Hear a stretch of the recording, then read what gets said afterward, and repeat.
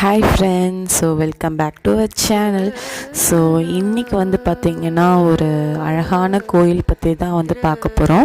First இந்த கோயில் எங்கே லொக்கேட் ஆகிருக்கு அப்படின்னு உங்கள் கூட ஷேர் பண்ணுறேன். இது பார்த்திங்கன்னா பவானிக்கு அடுத்து இருக்கிற அந்தியூர் கிட்ட ஆதிரெட்டியூருங்கிற கிராமத்தில் தான் இந்த கோயில் லொக்கேட் ஆகிருக்கு. சித்தர்காடு அப்படின்னு சொல்லி இந்த கோயிலில் இருக்கிற இடத்த சொல்லுவாங்க. ஸோ ஒன் பை ஒன்னாக இந்த கோயிலோட தல வரலாறு எல்லாமே நம்ம இந்த வீடியோவில் பார்க்கலாம். இந்த கோயிலில் இருக்கிற தெய்வம் என்ன அப்படின்னு சொல்லி பார்த்தீங்கன்னா, நவசக்தி கொண்ட மகாசக்தி கோயில் தான் இது. ஸோ கேட்குறதுக்கே ரொம்ப நல்லா இருக்கு இல்லையா? ஸோ அந்த மாதிரி தான் இந்த கோயிலும் அவ்வளோ அழகான கோயில். ஸோ வாங்க வீடியோக்குள்ளே போகலாம்.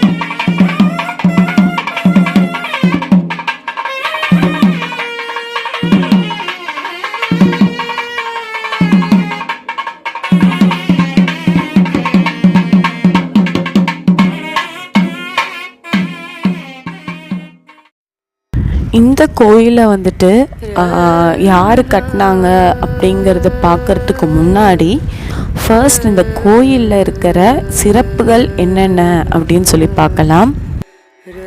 நம்மளுக்கு எல்லாத்துக்குமே 18 சித்தர்கள் பற்றி கண்டிப்பாக தெரிஞ்சிருக்கோம். தெரியலனாலும் கேள்வியாச்சு பட்டிருப்போம்.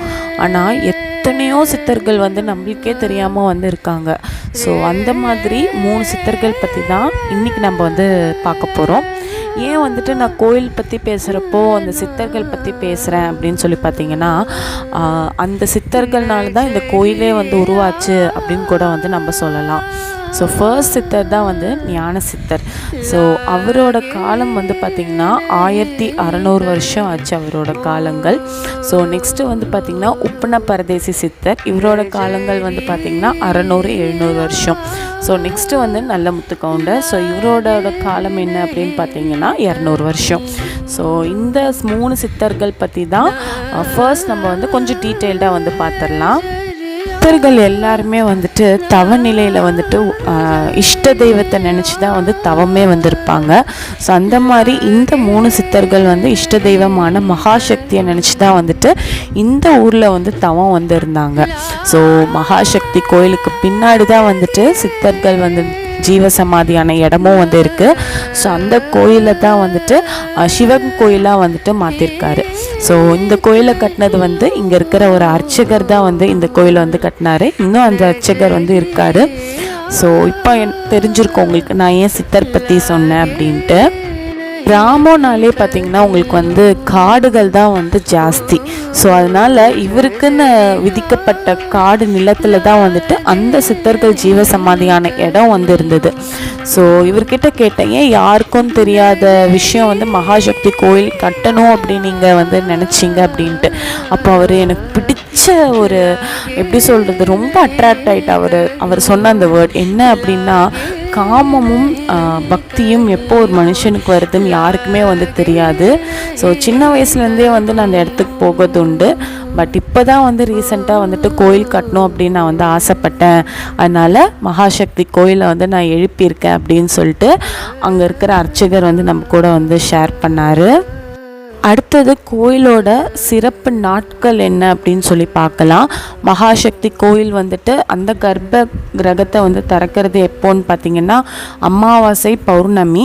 அப்புறம் வந்து அமாவாசைக்கு வர அடுத்த வெள்ளிக்கிழமை அன்னைக்கு பார்த்திங்கன்னா சிறப்பு அபிஷேகமும் சிறப்பு அன்னதானமும் வந்துட்டு உங்களுக்கு வந்து வழங்கப்படும்.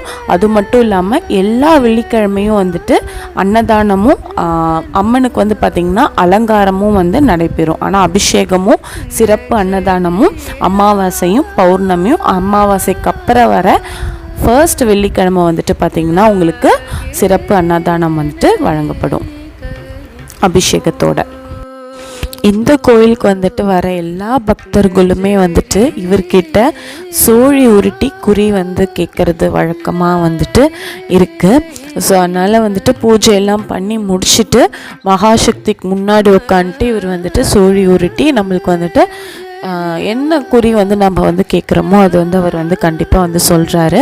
அது மட்டும் இல்லாமல் அங்கே வந்த எல்லா பக்தர்கிட்டையுமே நானும் வந்து விசாரித்தேன், எதுக்காக வந்துட்டு இந்த கோயிலுக்கு நீங்கள் வந்து வரீங்க அப்படின்ட்டு. மொத்தம் 3 வகையான மக்களை வந்து பார்த்தேன். ஒன்று வந்து காலங்காலமாக வந்துட்டு மகாசக்தி கிட்ட வந்துட்டு வந்து பார்த்து நன்மை பலன் அடைஞ்சவங்களும் வந்து வந்திருக்காங்க. ஸோ அவங்கள ரெஃபர் பண்ணி 2-3 ஃபேமிலிஸும் வந்திருக்காங்க. ஸோ அப்புறம் வந்து பார்த்திங்கன்னா ஊர் மக்கள். ஸோ இந்த மாதிரி 3 ஃபேமிலிஸுமே வந்து வந்திருக்காங்க. ரொம்ப அழகான கோயில் தான். அம்மன் வந்து மடிசாரில் வந்துட்டு அவ்வளோ அழகாக ஜேன்னு வந்து அலங்காரம் வந்து பண்ணியிருந்தாங்க. எல்லோரும் வந்து பார்த்திங்கன்னா வெள்ளிக்கிழமை அன்னைக்கு 9 விளக்கு 11 விளக்கு 15 விளக்கு அப்படின்னு சொல்லிட்டு விளக்கேற்றி அம்மன் கிட்ட வந்து அந்த தீபாரதனை வந்து காட்டிட்டு அப்புறம் அம்மனுக்கு முன்னாடி அந்த தீபத்தை வந்து ஏற்றி வைக்கிற வழக்கமாக வந்து இங்கே இருக்குது. ஸோ தம்பதிகளாக வந்துட்டு அம்மன் கிட்ட வந்து ஆசீர்வாதம் வாங்கிட்டு போனால் ரொம்பவே வந்து நல்லது அப்படின்னு சொல்கிறாங்க. அது மட்டும் இல்லாமல் தொழில் அப்புறம் வீடு வாசல் வந்து கட்டணும், இல்லை குழந்தை வந்து சீக்கிரமாக வந்து பிறக்கணும் அப்படின்லாமும் நம்ம வந்து வேண்டுதல் வச்சு அதெல்லாம் எனக்கு நிறைவேறி இருக்குது அப்படின்னு சொல்லி இங்கே இருக்கிறவங்களாம் வந்து சொன்னாங்க.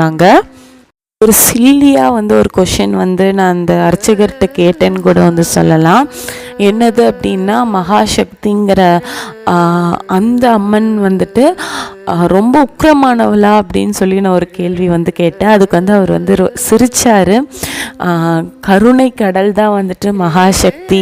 ஸோ அந்த அளவுக்கு வந்துட்டு கருணையானவள், அன்பானவள், இரக்கமானவள் அப்படின்லாம் வந்துட்டு அவர் வந்து சொன்னார். அவர் சொன்னப்போவே வந்துட்டு அந்த அளவுக்கு வந்துட்டு மகாசக்தியை வந்து உருவமாக வந்துட்டு பார்க்காம நெஜ ஒரு அம்பாலாக வந்து நினச்சி அங்கே இருக்கிற வந்து பிரதிஷ்டை பண்ணிகிட்ருக்காரு அப்படின்னு பார்க்குறப்ப எனக்கு ரொம்பவே வந்துட்டு சந்தோஷமாக வந்து இருந்தது.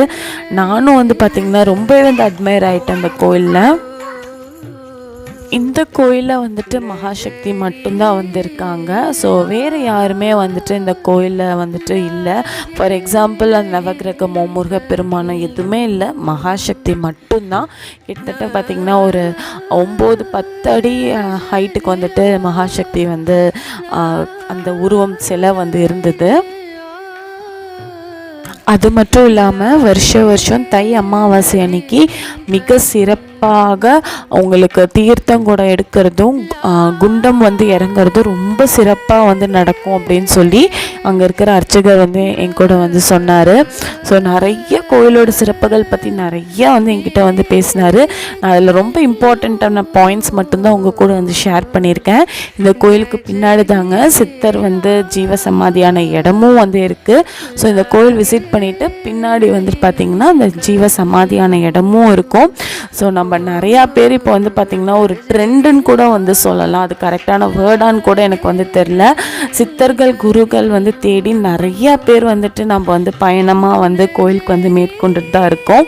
ஸோ அந்த மாதிரி இன்றைக்கி வந்து நம்ம ஒரு சித்தரை வந்து பார்த்தோம் அப்படிங்கிறது இந்த வீடியோவில் வந்து எனக்கு உங்களுக்கு கூட ஷேர் பண்ணது எனக்கும் ரொம்ப வந்து சந்தோஷமாக வந்து இருக்குது. ஸோ கண்டிப்பாக உங்களுக்கு இந்த வீடியோ வந்து பிடிச்சிருக்கும் அப்படின்னு சொல்லி நான் வந்து நினைக்கிறேன். ஃபஸ்ட்டு வந்து கேட்டிருப்பீங்க